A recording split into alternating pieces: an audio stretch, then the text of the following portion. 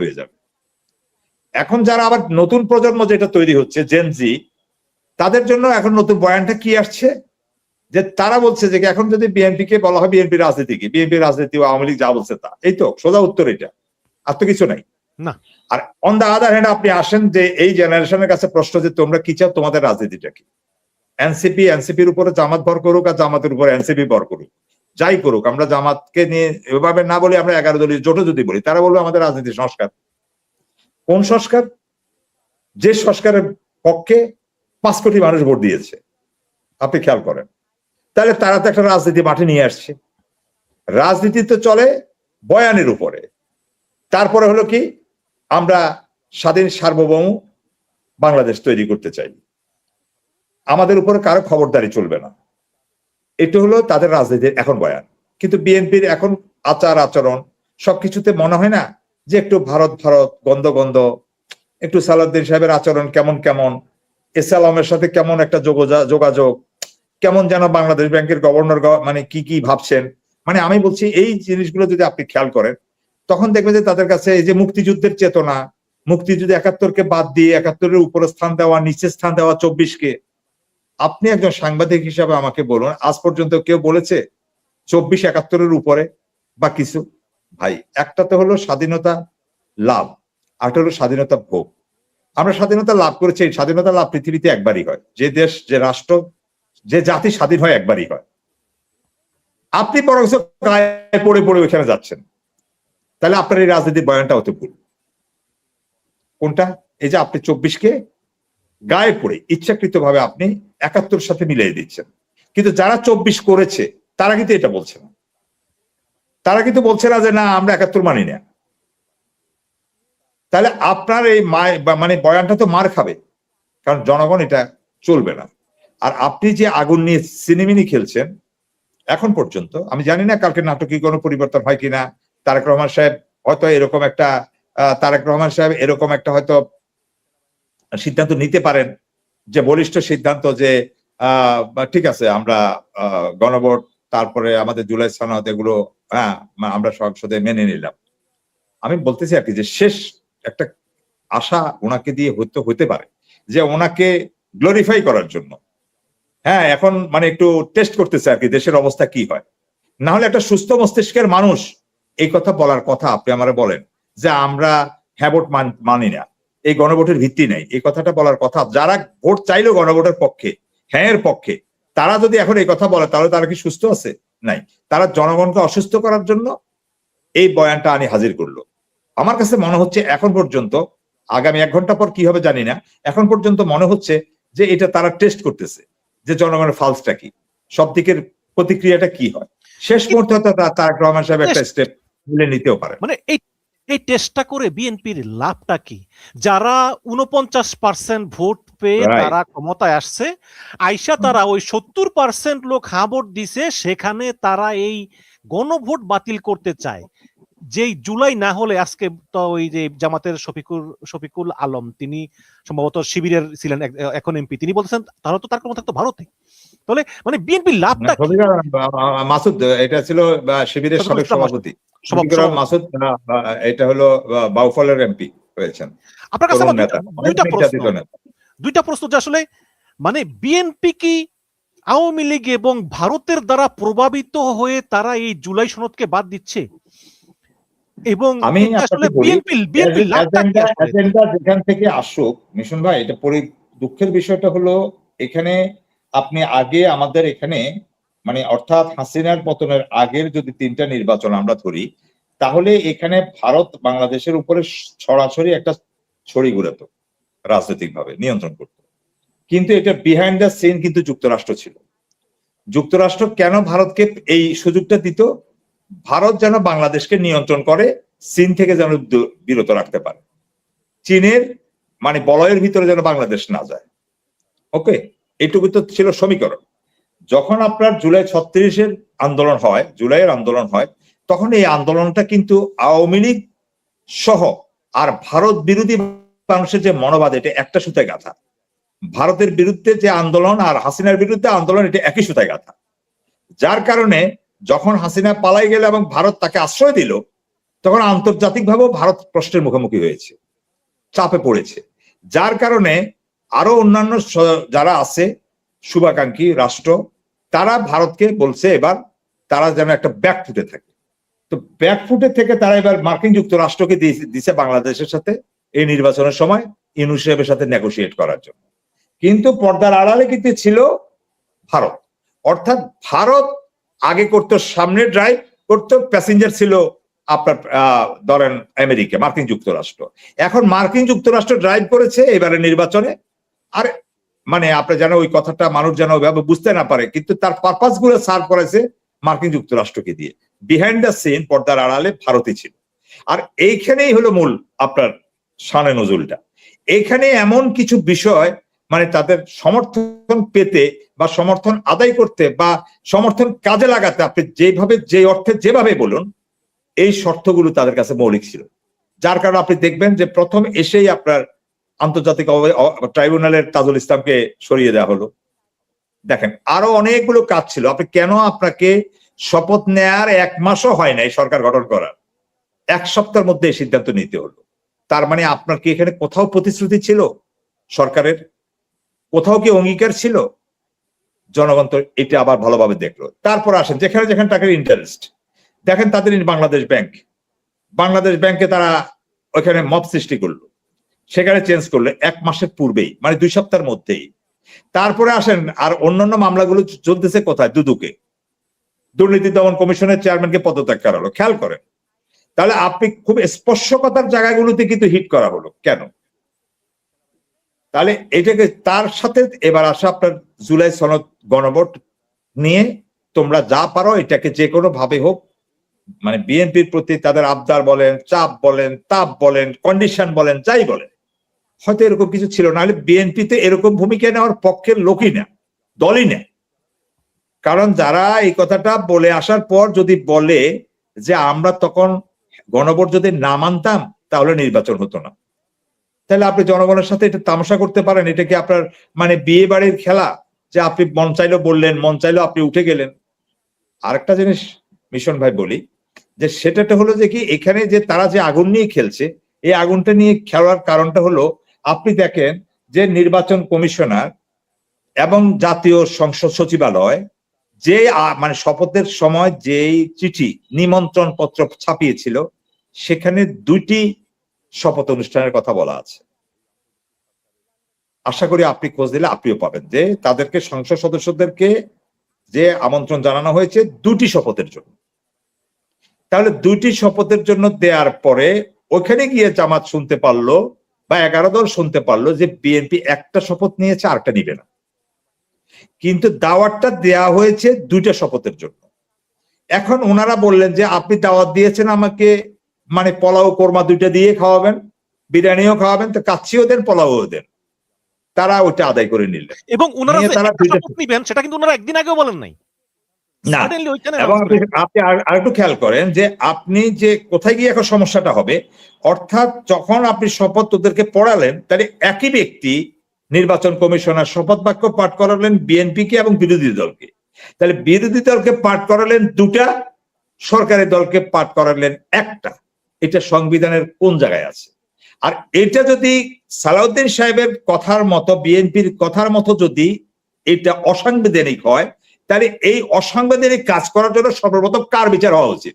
যিনি শপথ বাক্য পাঠ করাইছেন আর যারা নিমন্ত্রণ পত্র ছাপাইছেন, তারা তখন ভাবেন নাই কেন যে আমি যে দাওয়াত দিচ্ছি, নিমন্ত্রণ পত্র দিচ্ছি, এটা তো অসাংবিধানিক নিমন্ত্রণ পত্র। জাতীয় সংসদ সচিবালয় তো এই অসাংবিধানিক কাজ করতে পারে না। 1, 2, ওই নির্বাচন কমিশনার সাহেব নাসিরউদ্দিন, মিস্টার নাসির, তিনি কেন বললেন না থুক্কু আমার ভুল হয়ে গেছে, আমি 2টা শপথ পড়াইতে পারবো না? কেন বলেন নাই তিনি? তাহলে যিনি শপথ পড়েছেন তার অপরাধ আগে, নাকি যিনি শপথ পড়িয়েছেন তার অপরাধ আগে? তাহলে সে তো সাংবিধানিক পোস্ট, তাহলে আপনি সেটা ভাঙলেন কেন? তাহলে এই যে বলতেছি যে আগুনের চিমনি নিয়ে যত বিএনপি খেলবে এই কথাটা নিয়ে, ততই এটা নিয়ে দুর্গন্ধ ছড়াতে থাকবে আর তাদের মাইনাস পয়েন্টে যেতে থাকবে। আমাদের খারাপ লাগবে, আমরা হাজার হাজার ঘন্টা তাদের জন্য টকশো করে বিগত 10-12 বছর আমরা কষ্ট করেছি। এখন আমরা যখন এই কথা বলি তখন আবার বিএনপির বন্ধুদের খারাপ লাগে, তারা আমাদেরকে ওইভাবে নিয়মে করব। দেখুন অনেকগুলি কিন্তু প্রশ্ন আছে, কিন্তু প্রশ্নটা হলো যে কীভাবে করা হবে, কিভাবে জুলাই সনদের প্রস্তাবগুলোকে বাস্তবায়ন করা হবে, এটাই হয়ে দাঁড়িয়েছে এখন মূল সমস্যা। জুলাই সনদের প্রস্তাবগুলো বাস্তবায়ন করা হবে কি হবে না সেটা নিয়ে কিন্তু আলোচনা না, আলোচনা হচ্ছে কিভাবে করা হবে। মানে বিষয়টা হলো এরকম, যদি উদাহরণ দিয়ে বলি যে ভাত রান্না করা হবে, তাই না? ভাতটা কেমন হবে, ভাতটা কখন পাবো, এটা নিয়ে আলোচনা হচ্ছে না।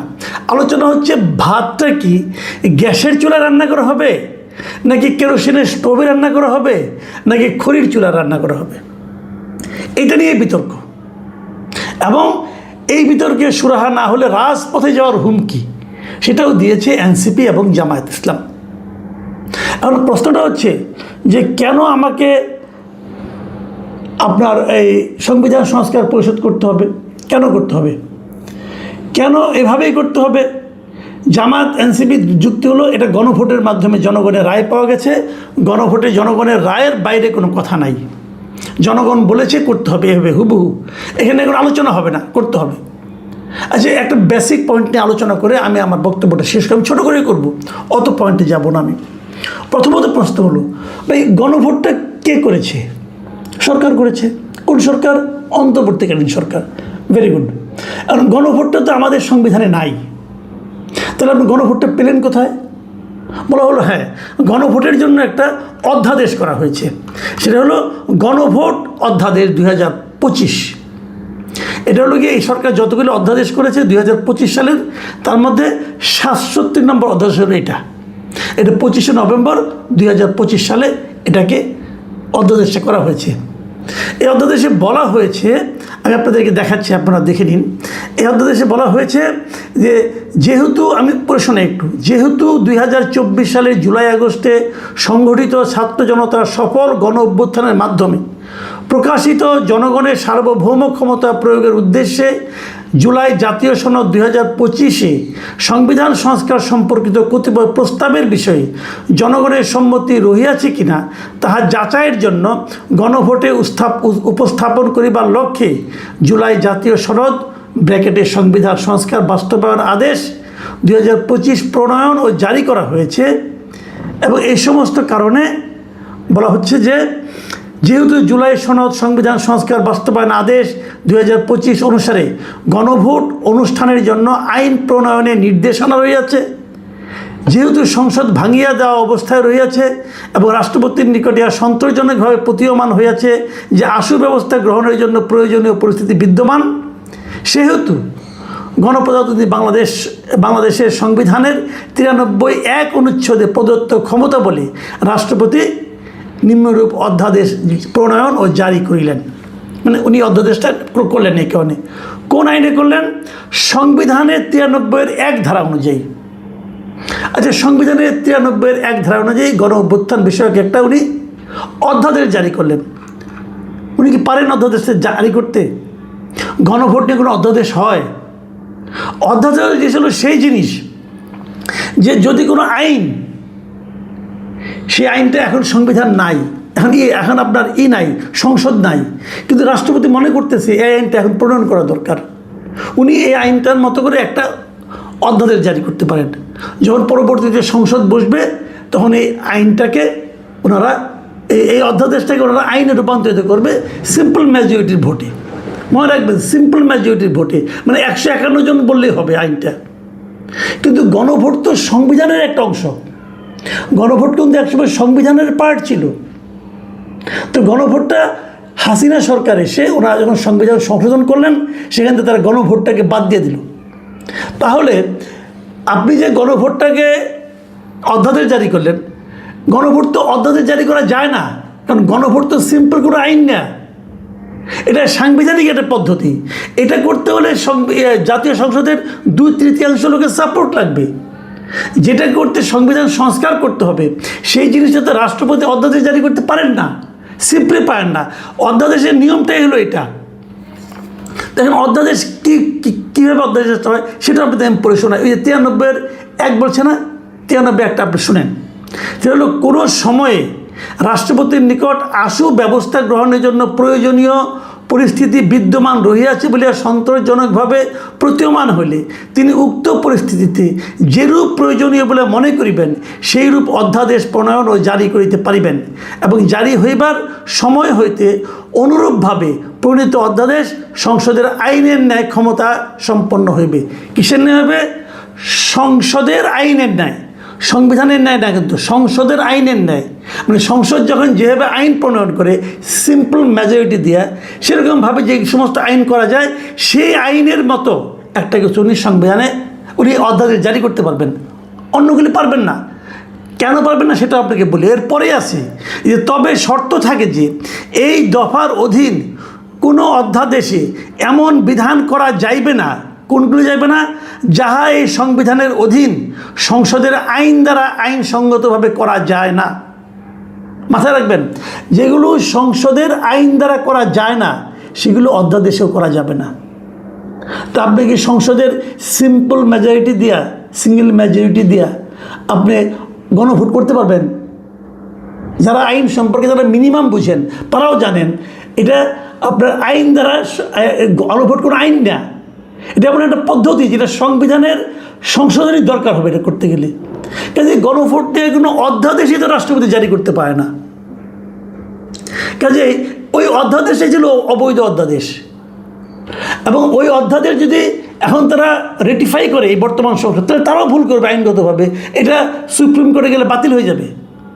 মানে আমি যতটুকু বুঝি ভাই, আমার কমন সেন্স দিয়ে বুঝি, আমার কমন সেন্স ভালো না হয়তো বা আপনারা ব্যাখ্যা দেন পাল্টা, দেখি কীভাবে দিতে পারেন, সেটা একটু শিখি। কাজে আলটিমেটলি কথা হলো কি, যে আপনারা যে গণভোটটা করেছেন, গণভোটের যে রায় নিয়ে এখন তো চিল্লাচিল্লি করছেন, হাউকাউ করছেন, এটা টোটালি একটা অবৈধ কাজ ছিল। এখন বলবেন যে অবৈধ একটা বিষয়, এটা নিয়ে তাহলে ভোট হয়ে গেলো কেন? ডক্টর ইউনূস গাড়ি জোরে করছে, আলী রিয়াজ এবং ডক্টর ইউনূস দুজনে মিলে এই উদ্ভট জিনিসটা জনগণের উপর চাপাই দিছে। এবং শুরু থেকে যখন গণভোট তারা করে, শুরু থেকে আমি বলে আসছি এটা একটা অবৈধ কাজ, টোটালি একটা অবৈধ কাজ। আলী রিয়াজ এবং ডক্টর ইউনূস গং এরা জোর করে এই জাতির উপর চাপিয়ে দিয়েছে, এবং সেখানে করতে যে কোটি কোটি হাজার হাজার কোটি টাকা তারা অপব্যয় করেছে, অপচয় করেছে। এটা তাদের ঘাড়ে ধরে আদায় করা উচিত আমি মনে করি। এটা অপচয় করেছে একটা, এবং সেই অপচয় করতে যে তারা গণভোটের পক্ষে পুরো প্রশাসনকে লাগিয়ে দিয়েছে, ওটা হলো আরেকটা বেআইনি কাজ করেছে। এবং প্রত্যেকটা প্রশাসনের ব্যক্তি যারা সঙ্গে জড়িত ছিল ওদের শাস্তি হওয়া উচিত। এটা কেউ বলতেছে না এখন, আমি তখনও বলেছি এদের শাস্তি হওয়া উচিত, এই সব ডিসিদের শাস্তি হওয়া উচিত, মিনিমাম 1 বছরের জেল হওয়া উচিত। তো এগুলো করেছে ডক্টর ইউনূস, গাইড জোরে করেছেন উনি এবং তার এই বন্ধু আলী রিয়াজ, এগুলো করেছেন এই জাতিকে কাজ করা। দেশি জাতীয়তাবাদের রাজনীতি তৈরি করার একজন কর্মী, নগণ্য কর্মী। আপনি আমাকে বিএনপির সাথে মিলাচ্ছেন কেন? বিএনপির কথা আর আমার কথা তো এক হবে না। তখন যেরকম আওয়ামী লীগের কথা আমাদের কথা এক হয় নাই। এখন আমরা যেটা বলতে চাই এটা বিএনপির ভালোর জন্য বলতে চাই, বাংলাদেশি জাতীয়তাবাদের শক্তির পক্ষে বলতে চাই। কিন্তু এটা নিয়ে যত খেলছেন, এই যে সংবিধানের যতটা রফালা জফালা বাইর হচ্ছে তত বের হচ্ছে না।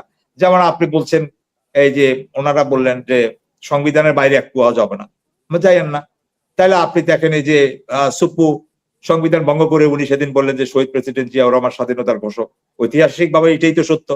কিন্তু আওয়ামী লীগ তো এই জায়গাটা সংবিধানে রাখে নাই। আওয়ামী লীগ তো সংবিধানে লিখে রাখছে শেখ মুজিবুর রহমান হলো স্বাধীনতার ঘোষক এবং জাতির পিতা। তাহলে আপনি যে ওই জায়গায় মানলেন, তাহলে তো আপনার ওই রাষ্ট্রপতি যেটা করতে, রাষ্ট্রপতি নিজে কিসের সংবিধানের রক্ষক? সে তো সংবিধান ভেঙে দিচ্ছে।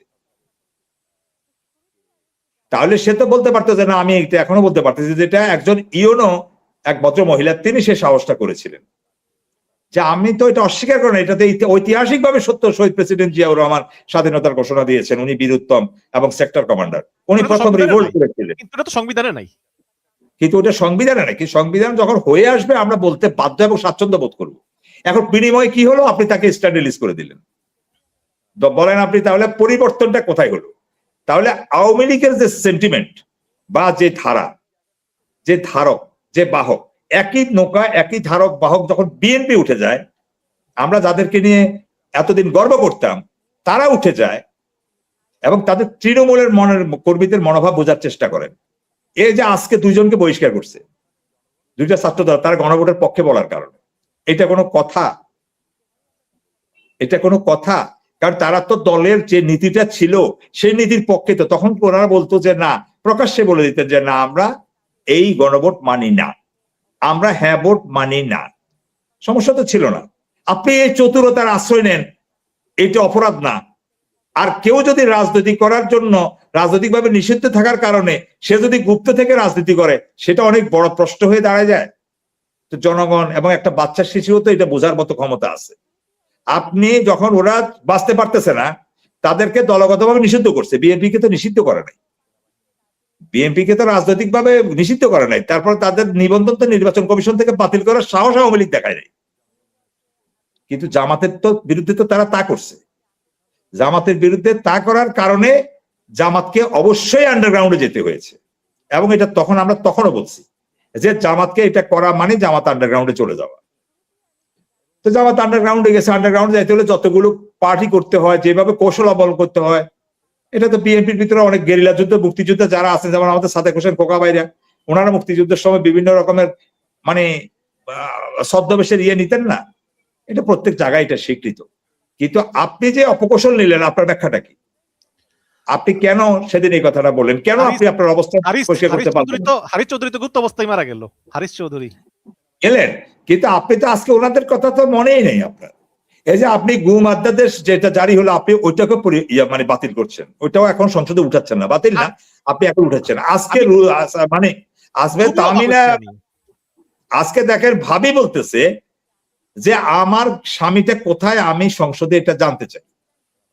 তাহলে বিএনপির এত এত নেতা গুম হলেন, এখন সেটা আমি বুঝতেছি যে ভাবি বলতে ইলিয়াস আলী সাহেবের স্ত্রী ইলিয়াস আলী পত্নী, উনি আজকে পার্লামেন্টে বলেছেন গুমের বিষয়টা, যে আমার স্বামী কোথায় গেছে। তো উনি যখন এটা শুনে যে দলগতভাবে এই অধ্যাদেশটা এক মুহূর্তে পাশ হচ্ছে না, পরে হবে কি হবে না সেটা পরের কথা, কিন্তু আগামী কালকের মধ্যে তো আর হচ্ছে না, তো এটা তো ওনার হৃদয়ে একটা কান্নার সৃষ্টি। তাহলে এইটাতে যে ভারতের একটা নির্লক্ষ্য ছিল, কারণ ইলিয়াস আলী সাহেবকে গুম করছে কে? ভারত।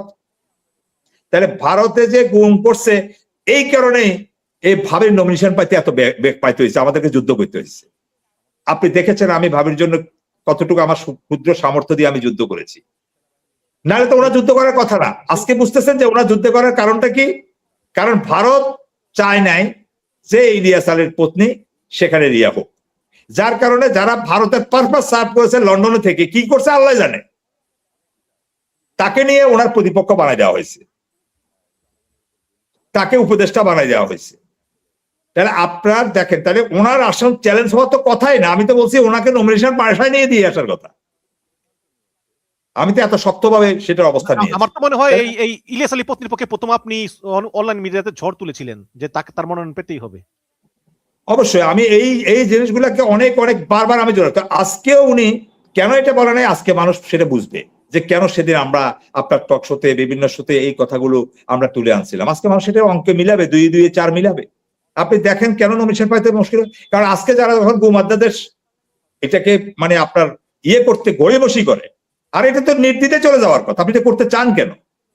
আমি খুবই অবাক হয়েছি আমি আসলে। পলাশ ভাই, কারণ কি একটু বলেন তো, মানে বিএনপি কি পাগল না? ওটাই আর কি, মানে হয়তো কোনো কিছু ভর করছে মাথার উপরে, হ্যাঁ, মানে হয়তো কোনো কিছুর মানে একটা নির্দিষ্ট সময়সীমা আছে, নির্দিষ্ট ওই সময়সীমাটা একভাবে পার করতে চায়, কিছু একটা এটার ভিতরে আছে যেটা হয়তো আমরা জানি, কিন্তু হয়তো এগুলো এখনই মিডিয়া বলার মতো সময় আসে নাই। সময় আসবে নিশ্চয়ই, সেটা আমরা বলবো। কিন্তু আমার কথা হচ্ছে আমাদেরকে আর একটু দেখতে হবে, দেখছি। কিন্তু আপনি যেটা বলছেন এটা তো স্বাভাবিক, কমন সেন্সের বিষয়। যেমন আপনি মানে বিচার বিভাগ স্বাধীনতা নিয়ে আপনি কথা বলেন নাই, একত্রিত হতে নাই, তো আবার সেই সাথে বিচার বিভাগ স্বাধীনতার সেই অধ্যাদেশ আপনি মানে রহিত করতে চান কেন, সংশোধন করতে চান কেন? সেখানে একটা শব্দ লেখা দিচ্ছে যে সরকার যদি উপযুক্ত মনে করে, এটাই তো নিয়ন্ত্রণ। সরকার যদি কাউকে উপযুক্ত মনে করে বিচারপতি হিসেবে সুপারিশ করতে পারবে, তাইলে কেমন হইল? তাহলে আর স্বাধীন সচিবালয় হয়ে লাভ হলো কি? আবার আপনি সব বলে যদি একটা অক্ষর যদি রেখে, তাহলে তো ওই শব্দটা পরিপূর্ণ হলো না।